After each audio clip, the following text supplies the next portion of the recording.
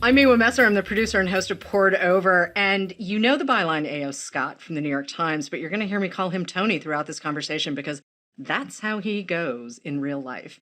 But more importantly, we're here to have a conversation about books and criticism and all sorts of stuff. We're just kicking off a new year. Every year, folks are saying, maybe this is the year I read more than I did last year. So we're just going to sort of play around and see where this conversation goes. But more importantly, Tony was a book critic turned movie critic, back to being a book critic. And before we get anywhere, I just want to ask, what are you looking for when you read? When I read, I'm looking in a way to, first of all, to sort of to forget everything else. I mean, I do read for kind of absorption, just to be taken into whether it's a story or an author's ideas or voice or sensibility, just to a place that I can just kind of exist in and stretch out in. I'm also looking for quality of writing. I have to say it's very hard. It's funny, when I was a movie critic, I could tolerate bad movies and I could even enjoy, bad filmmaking. But like bad writing, bad prose is a problem. And so there are a lot of times there are books that might be are on interesting subjects or might have other, things that appeal about them. But if the writing is not there, if there's too much just sloppiness and repetition and cliche, I don't trust the writer. And so I kind of I have trouble getting through that. So is it fair to say, though, that voice is the thing you're looking for first? Because that's kind of what I'm hearing when you talk about sort of the ideas and getting lost in the ideas and needing a thing to hook into, and then great sentences. Because, I mean, great sentences are a thing that I'm always looking for first. I do think that voice, the older I get and the more I think about it, the more I realize that voice is sort of paramount, so that I can read people, say in nonfiction, other critics or thinkers or essayists or opinion writers or whatever, whose work I don't necessarily agree with, who are coming from a place that I don't necessarily understand or sympathize with, but somehow the voice, if I feel like I'm in the company of somebody who's thinking and who is trying to clarify their own thinking to me, then I'm with it. So I with critics, with other critics, I read a lot of criticism. Sometimes I go through phases where I don't read any other critics at all because I just don't need that. I have enough of that in my own head. Right. But I often find that it's more a matter of the voice and sensibility, and even what I kind of intuit as the personality of the Yeah. critic that I'm reading, more than the ideas or the argument or the point of view or the ideology or whatever. Because I think of reading as a form of companionship. I mean, you're in the company of another person, in some ways in a very intimate kind of company, at least on your side. The person is inside your head, filtering through your senses. And so you need to, in some way, feel some trust or engagement with that person. And reading is not a passive act. I've been saying this, like, I will never get off my little soapbox about this. It is not a passive act. You're not just sitting there kind of, letting things wash over you. It's more a matter of, how am I engaging with this human being who sat down and created the thing, right? Like, I consider a great book, whether it's a piece of narrative nonfiction or poetry or fiction or short stories or what have you, that to me is a work of art, right? And how am I engaging with that piece of art? And how does that piece of art engage with the world? Right? Like, I grew up in suburban Massachusetts, and there were not a lot of, well, frankly, there was my brother and my mom. There were not a lot of folks who looked like me. But I mean, in a book, right, I could be anywhere, and anywhere in time, anywhere in space, anywhere. I could be anywhere, and I didn't necessarily need a character who looked exactly like me or had the same experience. I read a lot of Cheever and Updike when I was growing up. That's what's kind of wonderful about it, is that you I mean, it is important, yes, to read things that that represent you in some ways. But also, one of the things that happens, I think, when you do read, and I think a lot of people who develop the habit and the appetite young find this, is that your own identity sort of loosens and you can step out of it into something else. So I mean, I remember a lot of the books that I loved to read, when when I was a kid were like girl books, were you know, Judy Blume, or were The Little Princess or The Secret Garden. Right. And there was something about, and later, you know, like Jane Eyre, and you can be, you know, you can sort of feel what it is to be a governess in Victorian England, and you enter into another reality, and in some ways, another or alternative self, and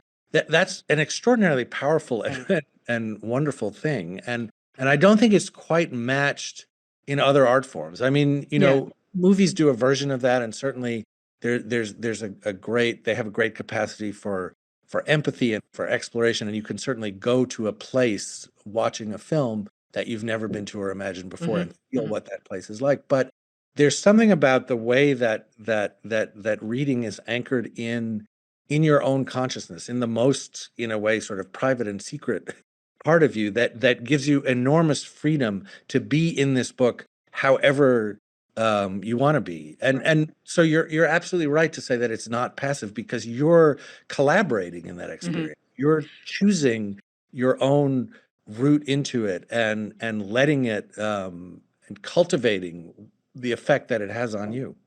But also the books you're talking about too, there's a very intense emotional landscape. The interior landscape of the characters, but also the world that they're in. I mean, I loved the Little House books when I was, oh man, the Banks of Plum Creek, I wanted a sod house so badly, and my parents were like, please get out of the backyard with that trowel. Please do not do what we know you're about to do. That is a very poor idea. Or like Jane Eyre, like I remember reading Jane Eyre as a young person and thinking, okay, what is going on? Like, these people are all really weird and a little creepy. But I didn't put it down. I mean, I tore through it. But Wide Sargasso Sea, the Jean Rhys take on Jane Eyre, is really sort of in my list of top books. Kind of evolves and changes and shifts and all that kind of thing. But it's always sort of on the top of the list because it reconnected me to sort of this idea of classic literature in a way when I was much young. I was in my early 20s when I read it. And, you know, I didn't really have a thing for the Brontes. I still kind of don't have a thing for the Brontes. If you listen to the pod regularly, you know I still have not read Middlemarch, even though I now have like multiple editions. And someday I will do it. But I love the idea. Okay, James, Percival Everett, Demon Copperhead, Barbara Kingsolver, like Zadie Smith's On Beauty, the way that you can come to what's considered classic literature, right? But you don't necessarily have to engage with the thing itself that might not really, like, Huck Finn, man, I just, not for me.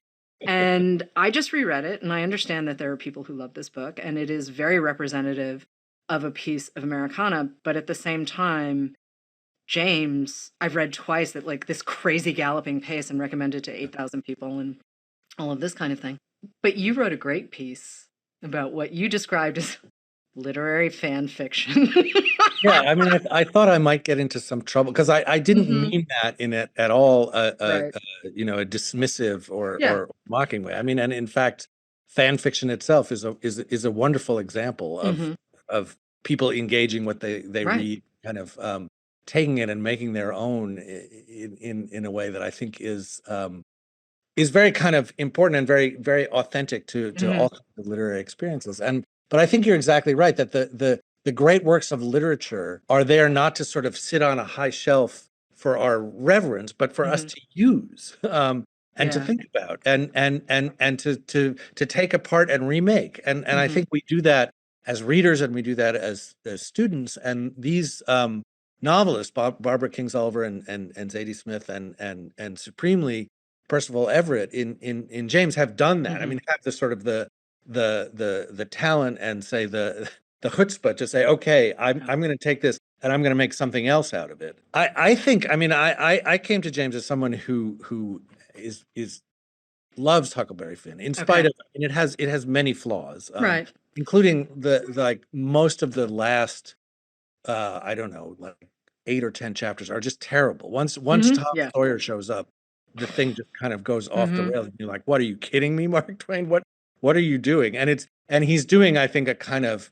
you know, what we would call now fan service. It's like, oh, it's kind of like, oh, but here's Tom Sawyer, who's kind of the Spider-Man or the Batman, the franchise player in this, and we got to do some Tom Sawyer stuff. So it's kind of horrible. It throws a wrench into the book for sure. But I think what Percival Everett did was in a way so simple and so obvious. It's sort of been sitting there the whole time, for 150 years or whatever. It's like, oh, there's this other character there who's the other half of this extraordinary friendship of one of the most interesting and complicated relationships in all of our literature between Huckleberry Finn and Jim, as he's called in the Adventures of Huckleberry Finn. And like, well, what would that?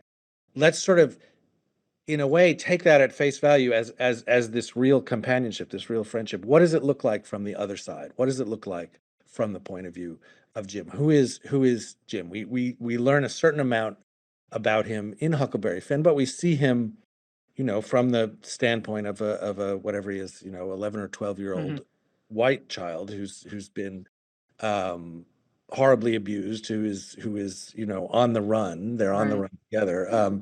But what if we saw the thing from James's point of view? And I think what Everett did with that was so remarkable. And it's a kind of book, as soon as you finish reading it for the first time, you think, oh, this book has been there forever. Like it's when they use the phrase instant classic, which is kind of a dumb phrase, it's like, that's what it means. It's like, this has been, as soon as you're done with this, you can't imagine it not existing. It just like has this kind of permanence. And it's just like, oh, this is a book that has been waiting to happen and now has finally happened and sort of cast its shadow backwards. So you'll never read Huckleberry Finn again without seeing it in the light of James.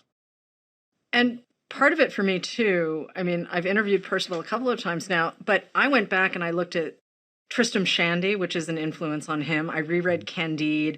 I read some John Stuart Mill that I had not read since college, and that was kind of a trip. Like the sort of pathways we go through, and there's a giant nod to Invisible Man towards the end of James. And that's a novel that I carry very, very close. And I really love. And it holds up with every reread. And I'm kind of like, how is this book written in 1950, whatever it was written? Like, it's so modern and current and kind of chic in a way. And it's wild. But to have, these reference points. And I get it. Listen, if Dickens is your thing and you get extra bits from Demon Copperhead or The Fraud because you know Dickens far better than I do, great. But I love the idea that things can be in conversation. Right? Like I don't really need to go back and ever reread Tristram Shandy, but, did Colm Tóibín and The Master get me to finally finish Henry James? Yes. And when I say finish Henry James, I mean a single volume. Yes. So I read The Bostonians, Princess Casimir, no, not going to happen for me, and I will own that. Oh, and those aren't even it's the later ones. It's the last four that I had to go to graduate school to and be basically forced to make it through. And I mean, I was glad to read The Wings of the Dawn, Golden Bowl, The Ambassadors, but that is some prose right there, Yeah. But through Colm Tóibín, I think the same. He did the same in a way, although I don't think it's quite the achievement that The Master is with the Thomas Mann book. And Thomas Mann is the magician, who is who's a hard sell. To the kids these days. Oh yeah. But is there's something there, and I think as I said before, it's the way that literature lives and survives, and I think that there's sometimes a tendency to regard sort of the great books and the great authors as sacred and untouchable, and you read them to encounter their greatness, but that's not ever really a motive. Nobody reads something because their professor or their parents or a critic or some cultural authority told them that it was important and significant in the history of literature. They read it to satisfy some curiosity, and they keep reading it because it's giving them some kind of pleasure or some kind of experience or some kind of intensity that they can't find somewhere else. I don't think I knew that you'd gone to graduate school. Can we talk about your path for a second? Because obviously you go from like being tiny voracious reader person, because that's kind of how we end up being in these roles, right? Is you can't stop reading. But I was perfectly happy to finish with a BA and say, hello world, here I am. But you went on to graduate school and then became a book critic, then became a film critic, and now are back to being a book critic. So you, I think, have a different relationship to criticism than maybe I do, because I was also a history major. And so obviously critiques of history read a little differently than critiques of art, as it were. So can we just spend some time with this? Yeah.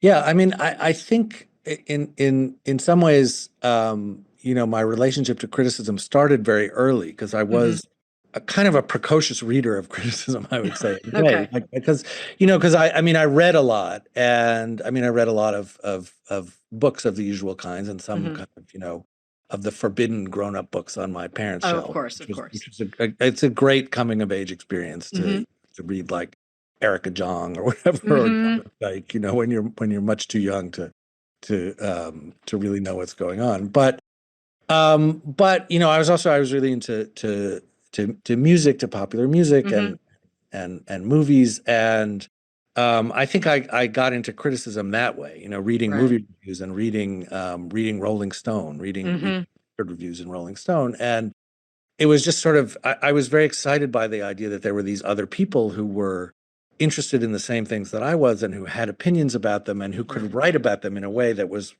really kind of exciting and argumentative, and you could disagree with them, and so I always really was drawn to criticism, and kind of. It's not like when I was 15, I was like, oh, I want to be a critic. But it was something that I kind of knew about and thought about. And then, yeah, I went and studied literature as an undergraduate. And then kind of when I graduated was sort of like, well, what do I do now? And I knew that people did things like go and write for newspapers and magazines. Right. But I didn't really know how to do that. And I just sort of didn't have kind of the nerve or the knowledge to set out to like go to New York and try to become a fact checker at the New Yorker, or to do the sort of the things that people get into that. So I was like, well, I like to read. I'm pretty good at school. I applied to graduate school, and in those days there were fellowship. I mean, it wasn't you could get into graduate school and you could like get paid to go to graduate school. Right. Not a handsome sum, but you could you could live and read. And I liked it quite a lot, especially at first, because there was just lots to read that I hadn't read before, and things that it would be very hard to read without, I wasn't gonna, it's very hard to sit down and read The Fairy Queen or Paradise Lost or that kind of thing. But if if you're in a class with a good teacher and kind of other curious people around you, it's great. But then when it came time to specialize, I think was when it really sort of broke down for me. When it was like I had to write a dissertation, and I think I went through 5 or 6 different topics, and I would do a certain amount of work, and I get tired of it, and I'd like say, well, I'll do something else. The idea of like I'm going to commit the better part of a decade to working on this one very narrow, specific thing just sort of wasn't for me. So I kind of drifted into journalism, I would say, is the sort of the short version of, of what was a long story, and started writing book reviews, really sort of on the side, and just and I found that I liked it. I liked being able to finish a piece of writing, which was I was having trouble doing in my dissertation. I liked getting paid a small amount of money for this piece of writing, and then moving on to something else, and just also feeling like I could write for a non-academic audience in a non-academic way, and just kind of write what I thought and what I and what I felt, and about whatever anyone would ask me to write about, and that was sort of, and that ended up with me kind of stumbling into this job reviewing movies for the New York Times, which was somewhat unexpected to me, and I think to just about everyone else. But also, it did ultimately, I mean, it was 20 years of movie, roughly 20 years-ish? Yeah, almost 24, yeah. Okay, 24. But it does ultimately, in a way, change your relationship to criticism, if I remember correctly. And I always thought that was kind of interesting because to me, I know critics specialize. I have been reading criticism for a very long time. I'm a Rolling Stone Village Voice. Oh wow, Vanity Fair. Who are these people they're writing about? What? Like I came up in this era of magazines, right, where like Yes, yes. Esquire's book coverage was something and GK like Yeah, yeah. it was that constant like who's this essayist? What is new journalism? What there was just a lot happening. Yeah. And so I kind of felt like people were always going to write whatever they felt like writing. And especially if you got to a certain point where your name sort of became a brand before we talked about brand names, right? Like you were Joan Didion, you could write whatever you wanted. And sometimes it was a movie review and you were like, huh, that's kind of fascinating. I mean, part of the way that I interact with criticism is just sometimes I agree wildly and other times I'm like, did we read the same book? Right. Right. Like, what? And then there are other times where I'm looking at the byline going, oh, this is an interesting combination of subject and, you know. And then there are times where I'm like, yep, don't need to read that. Straight up, just don't need. I know what's going to happen here. I have seen this before and we're good and I can still sell the book based on it, but I don't need to read it. And Right, right. I mean, it's how you choose to engage in any kind of dialogue about books, right? Like, yeah, I ask a neighbor.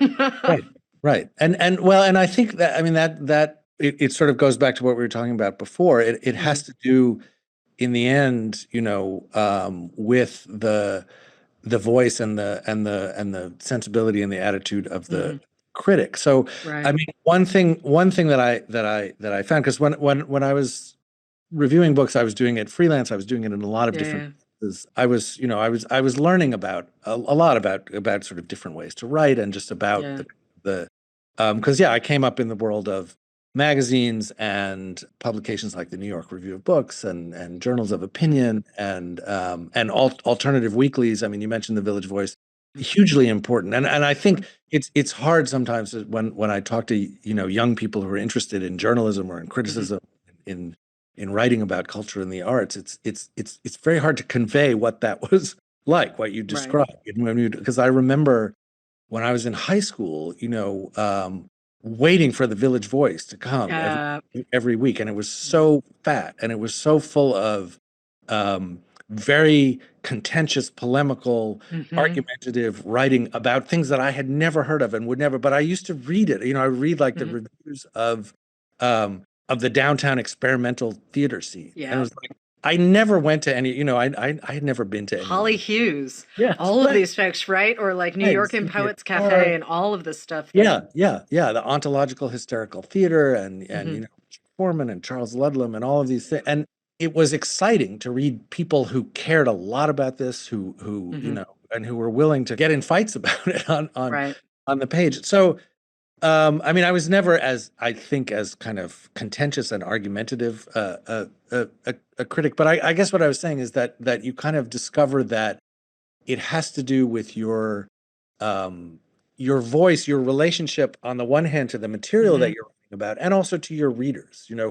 who are you to your readers? And a thing about being in a job like the Times film critic job for as long as I was is that you develop a relationship to readers, and people know where to find you, and they kind of learn in a way if they like you or not, or if they trust you, and you do feel over time that there's a sort of a relationship there. And one of the interesting things that happened kind of in the middle of my time there was social media happened, and all of a sudden it wasn't a sort of an abstract or a theoretical relationship. Your readers would be like, hey, you're an idiot. Or sometimes nice that, you know, sometimes, this is so I was very grateful for that. It's not what I started out necessarily intending to do, but to write for a long time about something that in the same place, about something that a lot of people were interested in and cared about, was I think a good education for me. And you know, at a certain point it felt like it was time to go back and see what was see what I had left behind, kind of see what the road not taken looked like. What was the first book you reviewed when you came back to the books desk?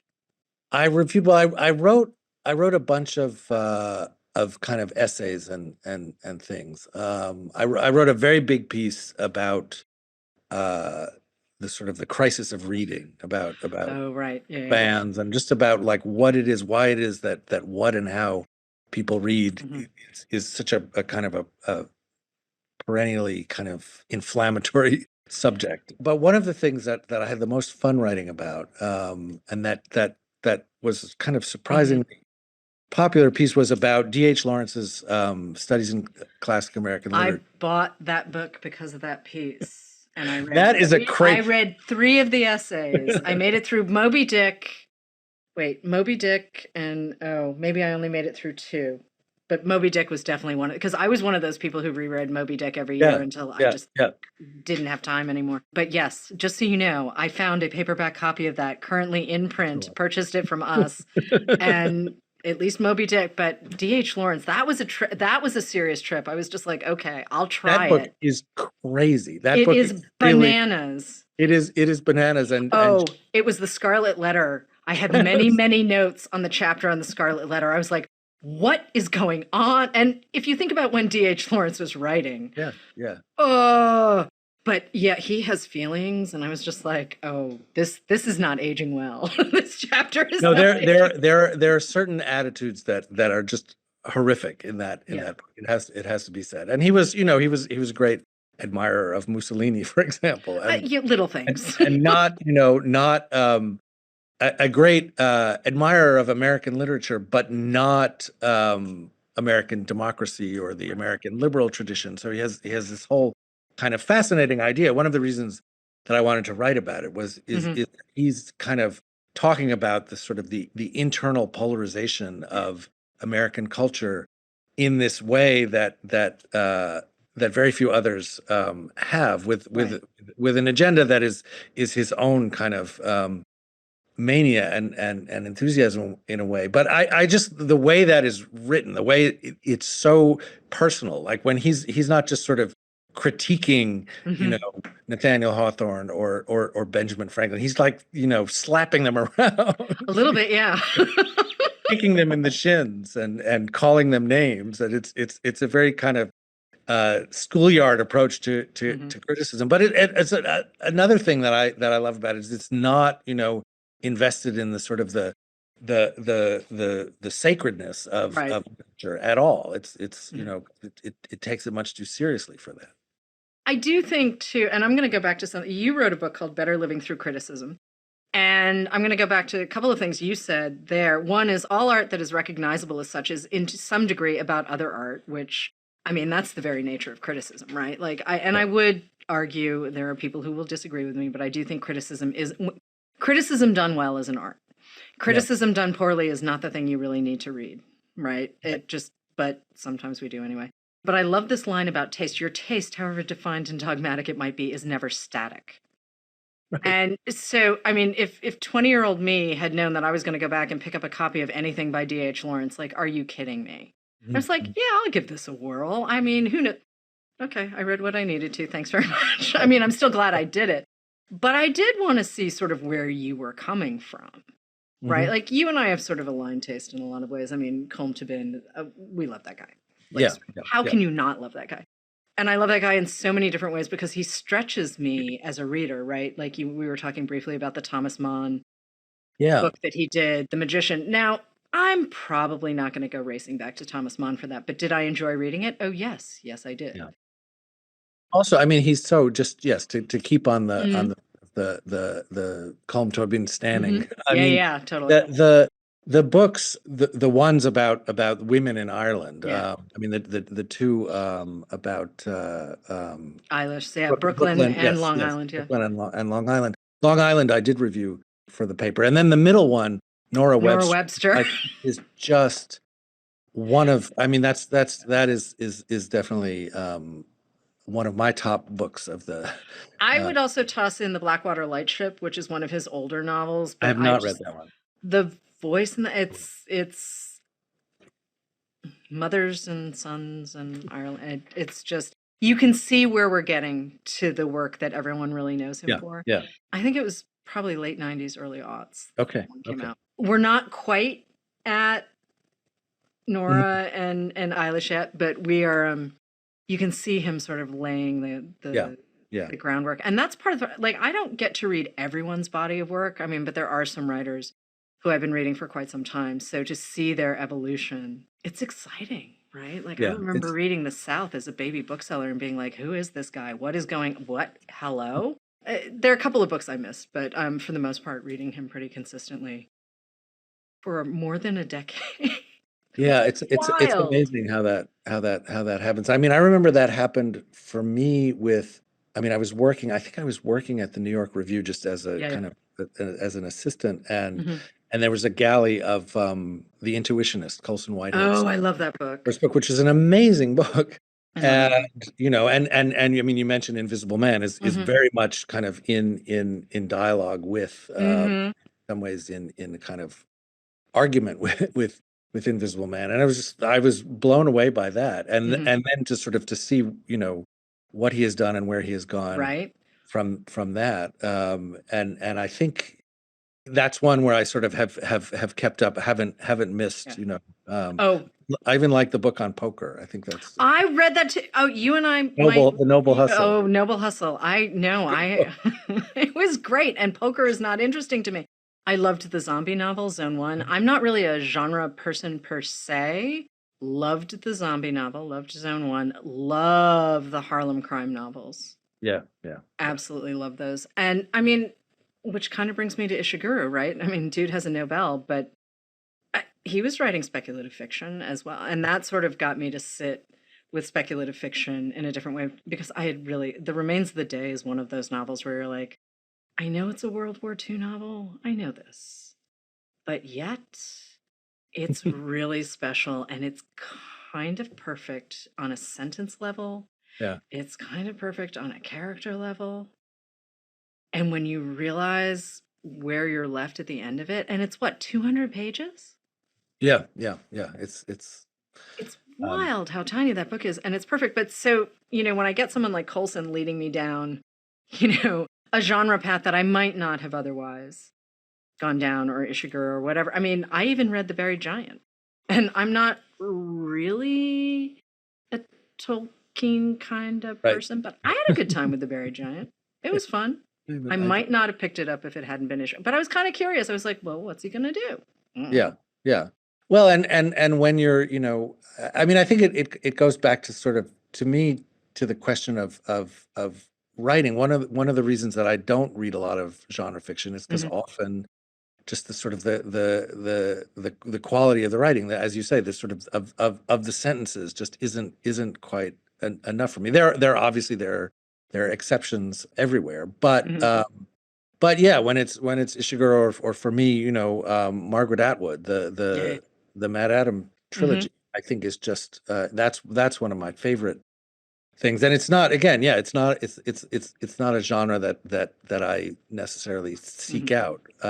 But she's someone who I would follow, anywhere. Yeah, I remember reading The Handmaid's Tale when it first came out, and I was a teenager, and everyone's mom was reading it too, and it was like, what? Okay, okay, yeah, that one stuck around for. That Yeah. sort of tattooed itself on my DNA. When you and I were when we were young and learning how to sort of interact with art and all of this kind of stuff, and we had criticism, but you could also open the paper, right? And there was the sense of serendipity and there was sense of discovery, and you could stumble onto something, right? Or you could be, in my case, at Newbury Comics and be like, what's that? Mhm. It just, there was, yeah, more just opportunity for serendipity and weird, like you could get lost, right? Right. Now we all have maps on supercomputers in our pockets, and the only time they don't work is when you're in a national park and you really should read the signs that say you have no cell phone service. Like, Right. please Right. don't be insane. Like, please don't make us come look for you. But I'm looking for that sense of surprise. I'm looking for that kind of like, not not like on a dare, show me something new, but it's just like I want that kind of joy and novelty and like just yeah, surprise I think is the word Yeah, I'm looking I think it is. I think it is surprise, and something that can surprise you with your own reaction to it. I mean, that's kind of what when I said that our tastes aren't static. for. Right. Part of what I meant is that we should always be open to, the kind of something coming out of nowhere and Hmm. knocking us sideways. And I think one of the problems with the world today, I don't I mean, is that we live with these algorithms. I mean, we live with these robots that know everything about us, and will say, oh, you like that, you'll like this, and are sort of trying to figure out the patterns of our behavior so that they can anticipate what we'll like. And even if they're not robots, even if they're sort of human recommendation engines that say, if you like this book, you might like this book. I have a lot of problems with that. One of which is that there's more to it than just liking things. There's some books that are repellent and horrible and shocking and upsetting that are books you should read, or that are important reading experiences that you should have, that you should be open to. But also there's something that, and I think you're right, that you find on the shelf and you don't know quite why. You sort of look at it, and it's an experience that I associate with being younger and just sort of in the bookstore. It's like, oh, I found this, and it's I don't know what it is, but I'm gonna take it home and read it, and it turns out to be something that just opens up all kinds of new avenues and explorations. It's one of the reasons that I mean, I live up in rural Maine now, and there are all of these kind of weird like book barns and kind of pack ratty bookstores, and you could just go in, and there's like, there are no algorithms there. Like you sort of walk into this barn with 50,000 books in it, and it's like, who knows what you're gonna find. I mean, a lot of what you can see there is junk, but there's some treasure buried in it, and you might just find it, and it might just be the sort of the like in a fairy tale, the kind of the magic lantern or whatever. Oh, I just this past weekend bought a copy of a group biography of the Soong sisters, one of whom went on to be Chiang Kai-shek's wife. Oh, wow. Written by Emily Hahn, who was one of the first female foreign correspondents like ever in the industry. And I'd known for years this book had existed. And, a lot of our knowledge of China and Asia in general has been shaped by a lot of white writers. And I'd sort of always wanted to get my hands on, and I found a used copy, with the whole library plastic wrap on it and everything. And will I finish? Who knows if I'll finish it, but I definitely started it, and I was like, oh, yeah, okay, I understand what's happening here. But am I delighted that I found it? Sure. Is it the weirdest thing ever? Not the weirdest, but it's in there. I mean, it does get me thinking, though, about things like, reinterpretations of Gatsby, right? You've got Stephanie Powell Watts and No One Is Coming to Save Us, which is a novel I love. But also, Niveau did an adaptation where not only is she telling Gatsby's story from Jordan Baker's piece, but there's a very Vietnamese slant to it. And it's wild, and it flies on all these things. But I love the idea that people are playing with sort of this foundational piece of American mythology, American literature, whatever you want to refer to it as. And I just want to see more of it, right? Like, I totally agree. Because one of the things that they don't teach you in school in a way, or that you don't appreciate, when you're assigned these books, like everyone has to read Great Gatsby and write their term paper about the American dream or whatever. But these books are weird. That book, I mean, he was so young when he wrote it. That book is like somebody in his mid-20s. I mean, he's just, and he has, in some ways, what I love about this book is like he doesn't know what he's doing. He's he's got this material, he's got this story. He doesn't know quite what to do with it. And so that gives that book a sort of a rawness and an energy, and you can just go, it's talk about short. I mean, it's what, it's like 140 pages maybe. Something, if that. It's just it's a little slip of a book, and yet you can kind of run in all kinds of directions with it, and almost, I guess it's going to be its centenary this coming year, and it's still like, it's still there. It's still a book, and it's also, it's a book that some people have no patience with, and just think is just like ridiculous and sentimental, and the story doesn't make any sense. And then there are those who just find, not only within what Fitzgerald wrote and within the confines of sort of how he told the story, but just what's in there that he kind of wasn't even, or was sort of half aware of, in terms of American politics at the time, racial politics, just the whole weirdness of this country that we happen to live in. I mean, it's a really weird place. And our literature is really weird. It's just whether you're talking about, James or Huckleberry Finn or D.H. Lawrence or Moby Dick or Emily Dickinson or Invisible Man. I mean, these are some weird, weird books. And I sometimes think, at my moments of great pessimism, let's say, about other aspects of American history, it's just like, well, yeah, but we have those, Right. people did that. And people have always made art, right? Like that's the thing. I can open up a world, right? Like we talk about world building, but Michael Cunningham's doing that in The Hours too. Like we're standing in a kitchen in 1950s Pasadena as this woman is essentially having a nervous break. That's still world building.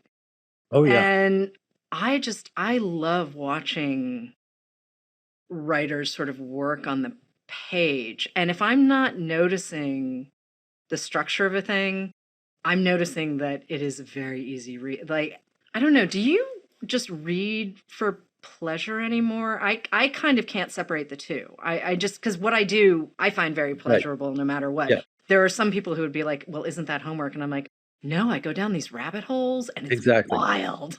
No, for me, I mean that's exactly right. I've never separated it from it, and that was true with movies as well. It's like part of the pleasure of it, part of the engagement, part of the enjoyment, part of the absorption is thinking about it and thinking about and thinking about it, sometimes in what would seem like a kind of an analytical or even academic way. It's like, well, how did this work? How did this story get here? I mean, noticing, because I don't think it takes away from your appreciation of the art at all to notice and kind of marvel at the craft. I don't ever, because people used to say more with movies than books. Well, don't you ever want to just sort of like turn off your brain and just watch a movie? It's like, well, first of all, I can't. There's no switch. But also, what's the fun of that? Right. Why stop thinking about whatever it is? It's, for me, I think has always been inseparable from the enjoyment of it. I mean, there are certainly many books that I read that I'm very happy I don't have to write about. I mean, like the thinking critically is one thing, but the sort of the deadline on the other end is another matter. There are times, I mean, there are weeks where I end up taping a lot because that's just how schedules work out. Sometimes I'm very excited that I read as quickly as I do because you still have to hit a deadline, right? But then I look at something like your profile of Edward P. Jones, who's a writer that I adore. Lost in the City is, I love the other books, please don't misunderstand me, but Lost in the City is like a personal, like, I have multiple editions of this because, you put it down, you pick. And when I heard that Aaliyah Bilal's Temple Folk was coming out and she had taught herself how to write short stories by reading and rereading Lost in the City, I was like, I need to know who you are. I need to read your book, but I also, because, he's one of those writers where, I mean, he's always been a writer's writer, but at the same time, like, he's fallen sort of in and out of fashion because, these things happen. I think so. I mean, that was the second piece I'd written about him. I wrote a long essay about him a few years ago, but it did seem like this sort of paradoxical thing. On the one hand, he's like, won all of the prizes, his MacArthur and National Book Award, Pulitzer. And is, and is not obscure or neglected, but also I think partly because he's very private. He doesn't participate in festivals. He doesn't give a lot of readings. He doesn't sign, open letter issues of the day. He lives his very private life in Washington. So people don't think about him as much. So I was really happy. I mean, that profile came about because in the New York Times, in our top 100 poll, that his book, I mean, The Known World, landed in the number 4 slot. It was the highest ranked work of fiction by an American. And so that I was like, oh, wow. And then Gilbert Cruz, the editor, was like, well, you should go talk to him since you've written about him before. You should go catch up with him. And that was just great because he is just I think, such an extraordinary artist. And yeah, you read that book, and I mean, I think that the Known World is an amazing achievement, but it is those two books of short stories, Lost in the Sea, that are really, and All Anne Hagar's Children. And I don't know of anything like that, because there are the two books, 14 stories in each book, and they're matched. They're written like 15 years apart, and they echo each other. And talk about world building. It's like you could get a map of Washington, D.C. and a box of pins, and you could find every single place and just sort of draw lines between the stories, and you would have this whole world that extends, into the South, where many of these characters or their families had come from, and then just like illuminates American life like just about nothing else I can think of. And that's also one of these books, Lost in the City, I think especially, is like you tell people about it and they read it and they're like, oh, right. What? How come nobody else ever told me to read? It's, I think, sometimes one of the great perks of the job in a way. I mean, I usually don't meet the people I write about, Right. and that's fine. It's often better not to. I mean, I had some weird encounters with movie stars over the years, and filmmakers and so on, which are a subject for another day. But just to sort of to go down and spend a couple of hours like talking with him was really and to sort of share that with readers was a wonderful thing. What do you hope to do with sort of the next few pieces, I mean, where are you thinking you want to take criticism now? And I'm only asking you this in the context of having said, well, the movies, it was time to do something else. I mean, are you thinking about sort of how to approach a larger kind of canonical conversation, or is it just kind of like, what, I think I'm just going to chase a little bit of joy and see what. Well, I think it's a little bit of both, or three different things. I mean, one thing that I chase, which is not necessarily joyful, is sort of the headlines. I mean, of course. part of the job, the particular job that I have, is to be a sort of literary critic on call when there's something sort of that touches on writing, language, literature, culture, that's happening in the world beyond it. So I just wrote a piece this week about like the Goodreads profile of the young man who's accused of murdering the CEO of United Healthcare, which was interesting. I mean, it was, a lot of people were sort of fastening on it, and it was interesting to think about, well, is it possible to sort of look at what somebody reads and reach any kind of conclusion about them at all? Maybe not. Last summer I wrote about J.D. Vance, kind of revisiting his memoir, and so there are things like that where and then there are kind of moments of joy, especially I've done a few kind of multimedia readings of poems, and I'm always trying to get more poetry in there, because I sort of have this belief that if people were not intimidated by poetry, that people would actually like it. And so I'm trying to, because I read a certain amount of poetry and I enjoy it, and I read it mostly for fun. And people are very intimidated by it, very afraid of it, very confused by it. And so I've been trying to do a thing where I kind of take a short poem, and just sort of, have fun with it and explicate it in a way that doesn't feel academic or like, okay, here we are, sitting in a classroom, getting ready to take an exam. But I also am interested in, as you say, the canonical conversation, because I think that since I write about both old books and new books, I'm not a regular critic. I'm not, Mike Garner and Alexandra Jacobs and Jen Zalai have that covered. And they're great. And they're amazing, and I just love having them as colleagues, and I love reading them, but I do a little bit of that, but I try to think about like sort of what is there a kind of a medium or longer view that you can take of these things. But I'm very interested in history and in also the ways that arguments and conversations that we're having now and stories that we're telling now and the current state of our discourses can find echoes in the past. Like there's in some ways there's nothing new, and it can be very useful to look back and to sort of see, okay, this thing that was happening, this book that was written 100 years ago or 50 years ago or 20 years ago, it's kind of talking about the same. I sort of like that as a project, and I kind of like, as you were saying about Great Gatsby, it's really interesting to me. Well, what is that book now? I mean, getting apart from it's sort of the status that's been handed down. It's like if you pick up this book cold in 2024, 2025, 100 years later, what are you going to see? What is it going to say? What use is it? What good is it? You and I need to do a poetry episode because we think about poetry the same. We don't do a lot of poetry on the show, but when we do, I do believe that so much art is actually more accessible than I think a lot of folks might believe. And poetry is one of those things. So I will read poetry just to sort of clear it's kind of a palate cleanser because you're in the language. I mean, you and I share this fondness of Philip Larkin.